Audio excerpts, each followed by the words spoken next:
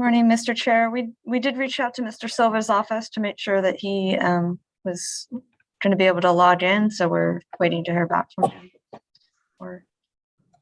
Very good, thank you. We'll sit tight for a minute.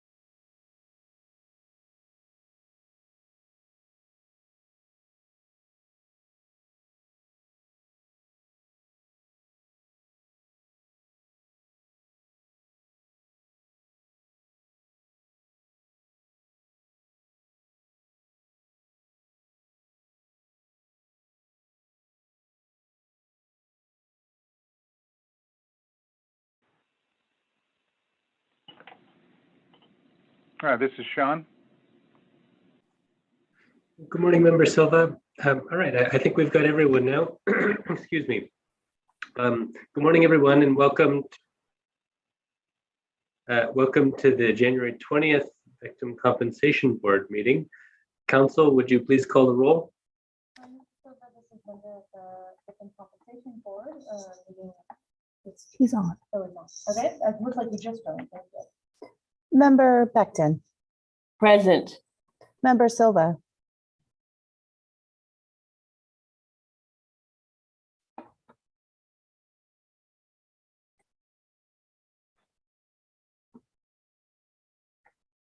Chair, I thought we had heard that Mr. Silva was on. Yeah, Mr. Silva, are you still on?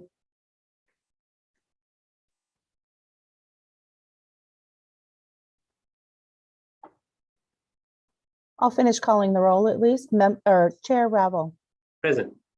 So we do have a quorum, Chair, if you'd like to continue or if you'd like to wait for Mr. Silva to potentially reconnect. Well, maybe we'll give it another minute or so. I'm not sure if it's just that he's on mute. I think he was calling in from the phone number, and it might just be that he's on mute and not able to unmute. But Mr. Silva, if you're on and able to reconnect, would be grateful. Okay, well, I think Mr. Silva's on. So why don't we go ahead and proceed with the meeting.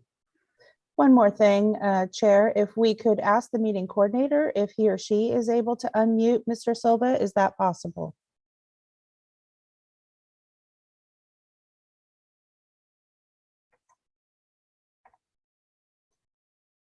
The record will reflect that, oh, there we go.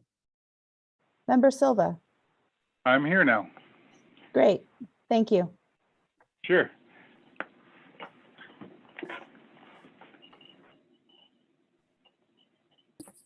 All right. Item 1 is the approval of the minutes from the November 18th, 2021 board meeting. Thank you. Is there any discussion, additions, or corrections to the minutes from board members? No. No. All right. Do I have a motion to approve item 1, the minutes? I move approval of the November 18th, 2021 minutes. I'd second that motion. Is there any public comment on this item?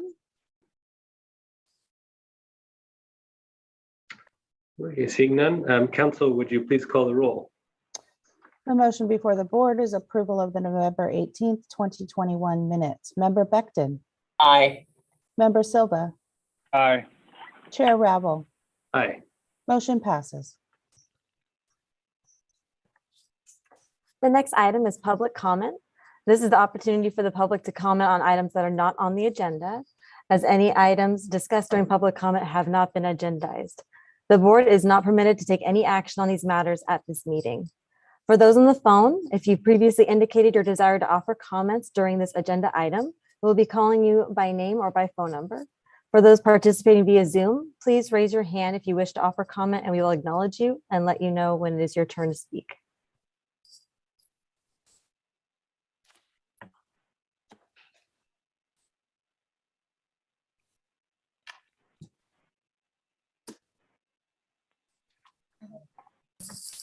Okay, looks like we have Gina Loretelli wishing to speak. Yes, hi, can you hear me? Yes, we Yes. can hear you. Okay.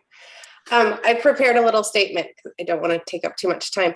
And I know I only have 3 minutes. So hello, distinguished board members. I'm very appreciative to be here and to be able to make a public comment today.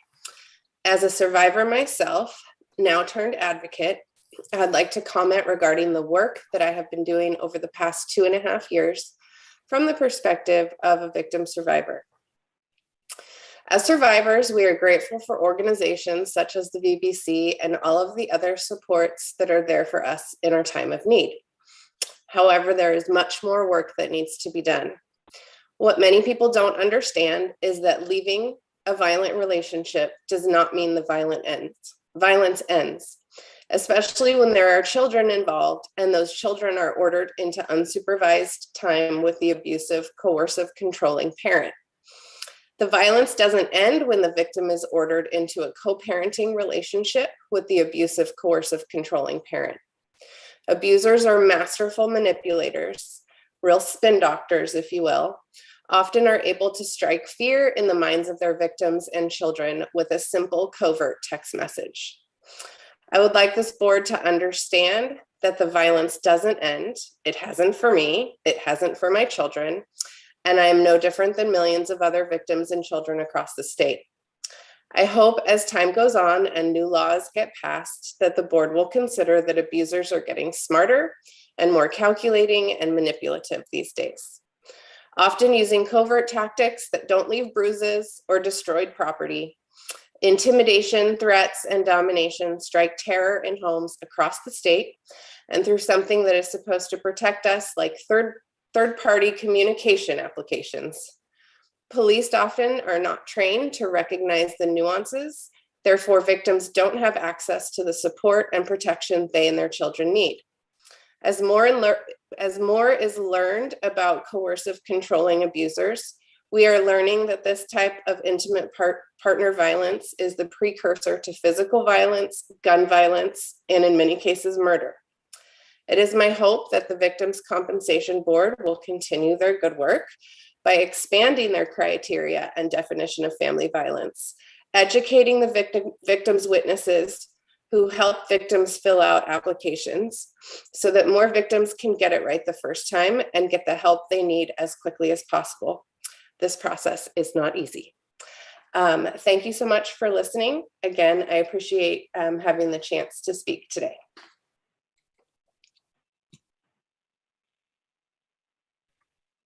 Thank you very much. And now we're ready for Miriam. I don't have any comments at the time. Thank you.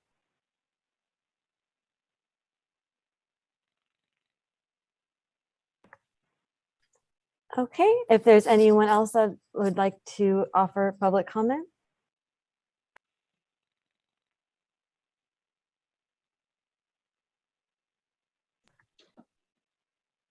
I think that's all.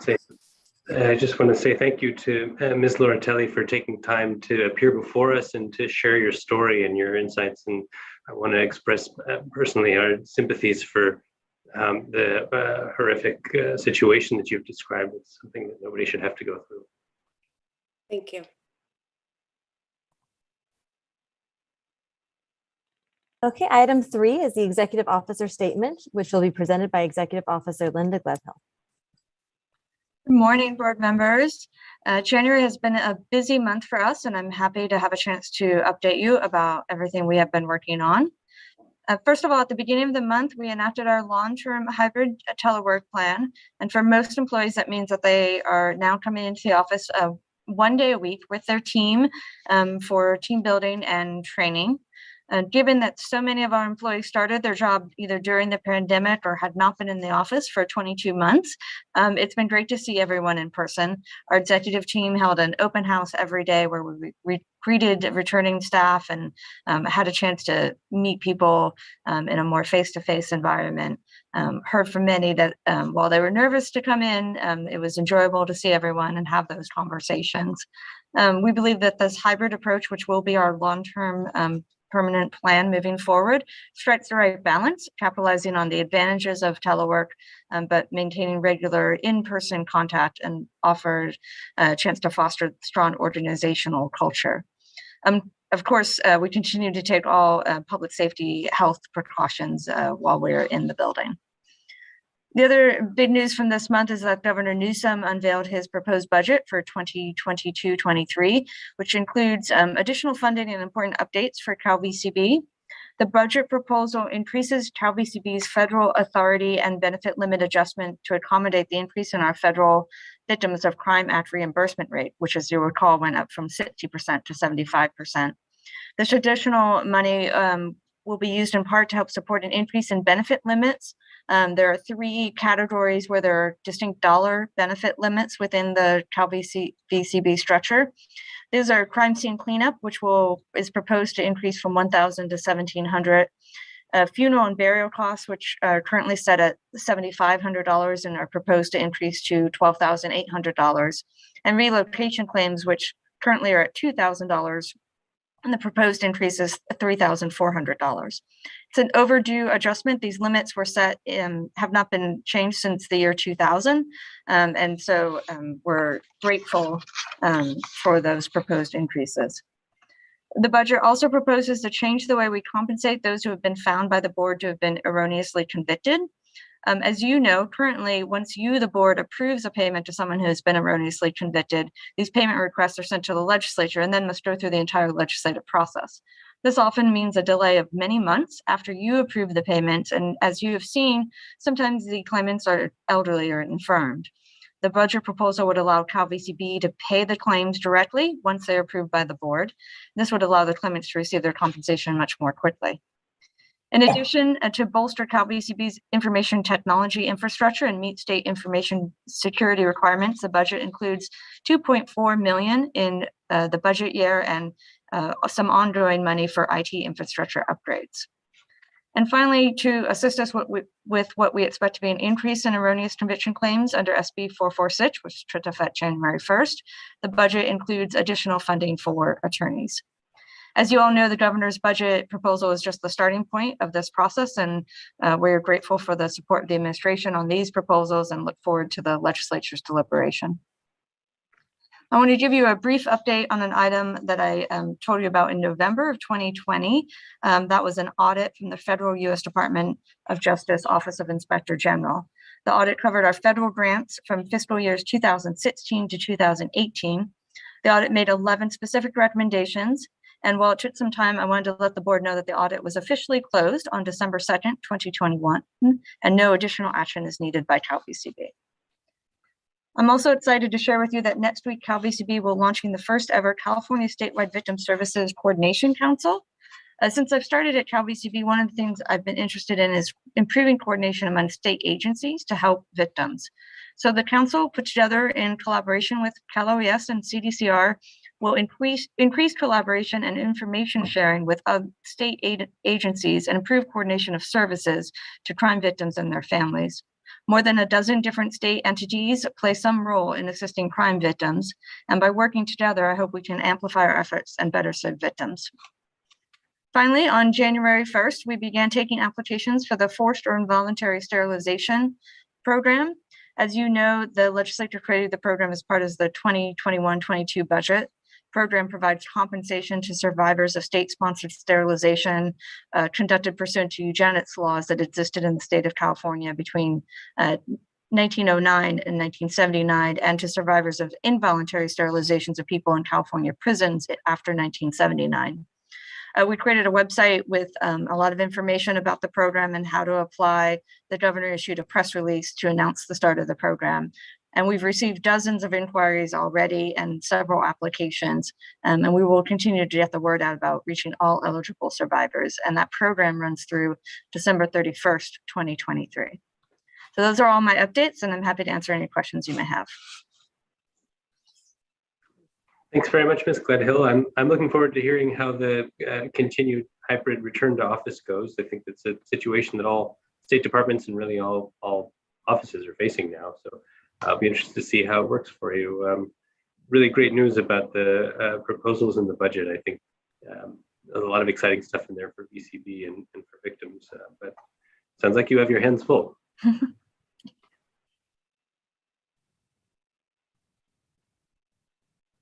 Are there any questions or comments from the board? Okay, item 4 is the contract update, which will be presented by Deputy Executive Officer Sarah Keck. Good morning. I'm Sarah Keck, Deputy Executive Officer over Admin and Finance, and I'm here to cover the January 2022 contract report. As you're aware, the board has delegated to the Executive Officer the authority to execute contracts for the maintenance of the board's IT technology system, as well as contracts in the amount not to exceed $200,000. For all contracts within the Executive Officer's delegated authority, we report to the board the substance and amount of the contract at the meeting following the execution of the contract. So for today's contract report, we have 2 informational items that are delegated to the Executive Officer and 1 that requires action by the board. If it's all right, I'd like to take them a little bit out of order and cover the 2 informational items first and then move on to the action item. Does that work? Yes, that'll be fine. Okay, so the first 2 items are under $200,000 and are for the maintenance of our IT technology system. The first contract is with Covaris in the amount of $53,715. This contract provides hardware and software support for our storage solution and supporting equipment at our data center. So in other words, this is continuous support for our network storage, including file storage, the stuff on your computer, as well as switches, which enable the servers to talk to the storage. This was procured through a DGS approved leverage procurement agreement. The second one is migration technologies. This one's for $55,000.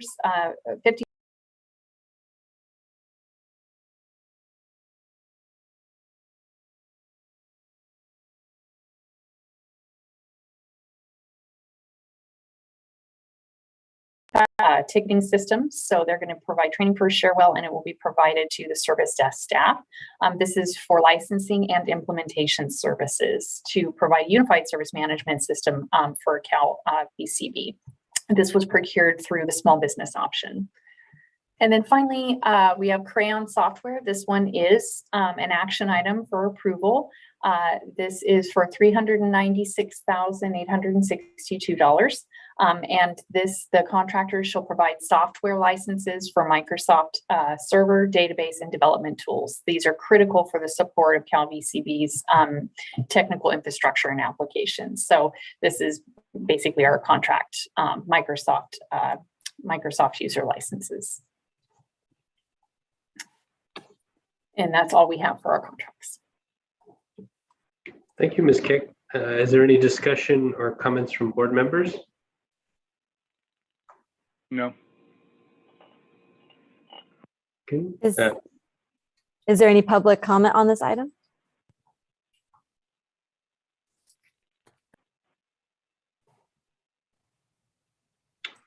Seeing none, do I have a motion to approve item 4? I move to approve the Executive Officer's execution of the Crayon Software Experts Contract in the amount of $396,862.71. I would second that motion.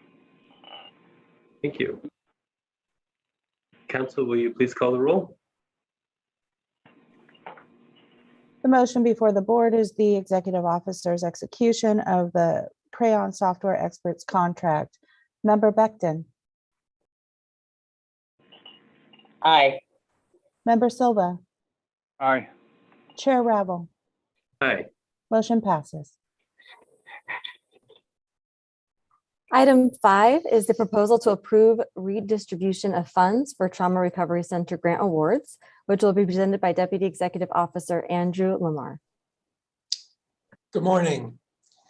Last May, the board awarded $13 million in grants to 12 trauma recovery centers for the 2-year period beginning July 1st. The month after, however, we learned that one of the TRCs receiving the grants would be shutting down, Fathers and Families of San Joaquin in Stockton.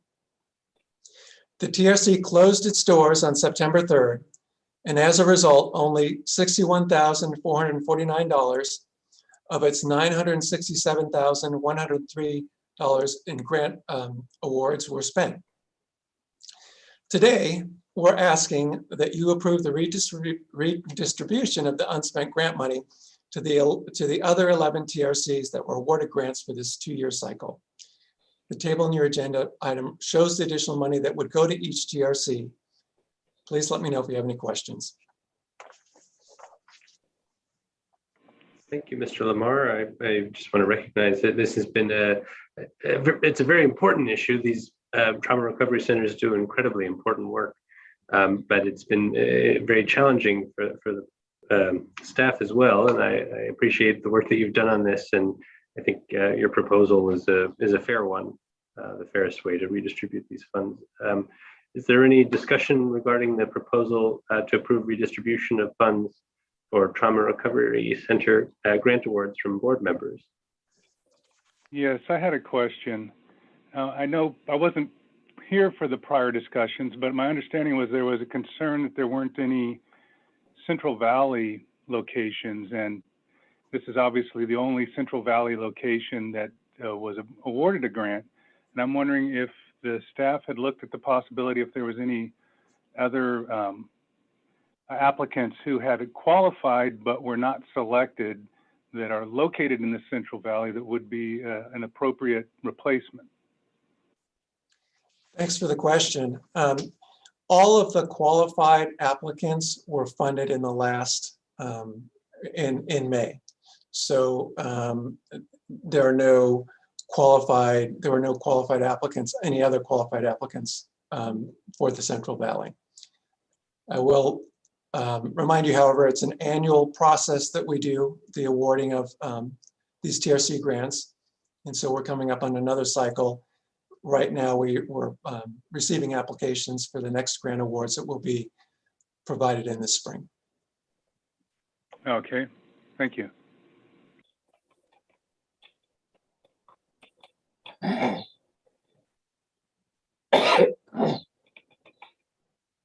Are there any further questions or comments from the board on this item? No. Thank you. Do I have a motion to approve item 5? I move to approve the redistribution of funds for Trauma Recovery Center grant awards as proposed. I'll second that motion. Is there any public comment on this item?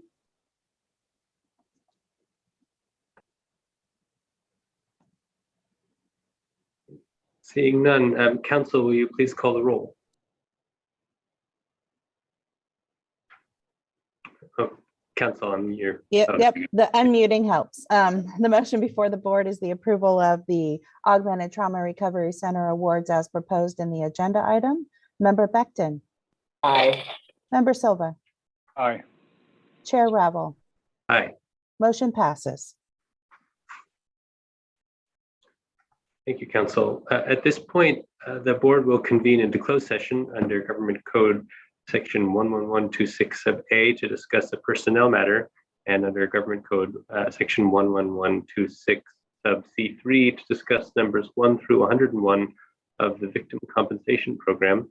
And board members, if I could please remind you to turn off your cameras and audio inputs before calling into the conference line. and we will reconvene in the public session shortly. Thank you.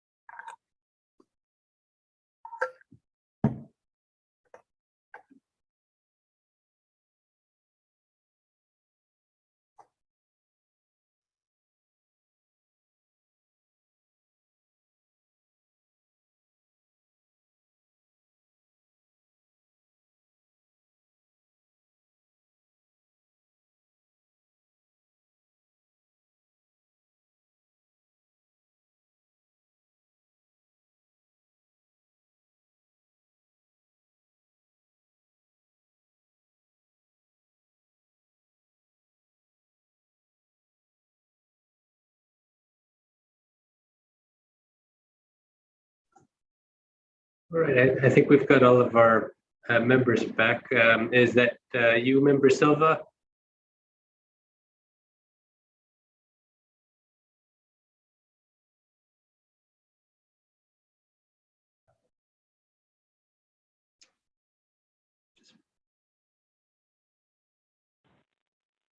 Yes, I'm here. Great, thank you. We are reconvening into open session under Government Code sections 11126A and sub C3. During closed session, the board considered and approved an amendment to the resolution defining the power and duties of the executive officer to include the authority to adopt staff recommendations on appeals filed by forced or involuntary sterilization compensation program payments. The board will now vote on the portion of the closed session dealing with the victim compensation program. Do I have a motion for numbers 1 through 101 of the victim compensation program?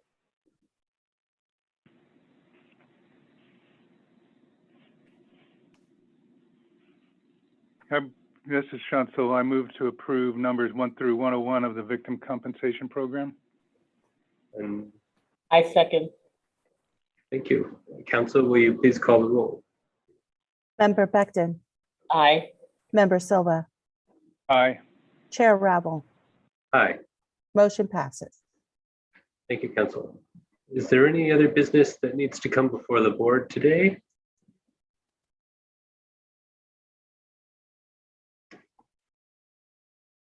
Seeing and hearing none, do I have a motion to adjourn? I move the meeting be adjourned. I'll second. Council, please call the roll. Member Becton, Aye. Member Silva, Aye. Chair Rabble, Aye. motion passes. The next meeting is scheduled to occur on March 17th, 2022. Thank you. Thank you.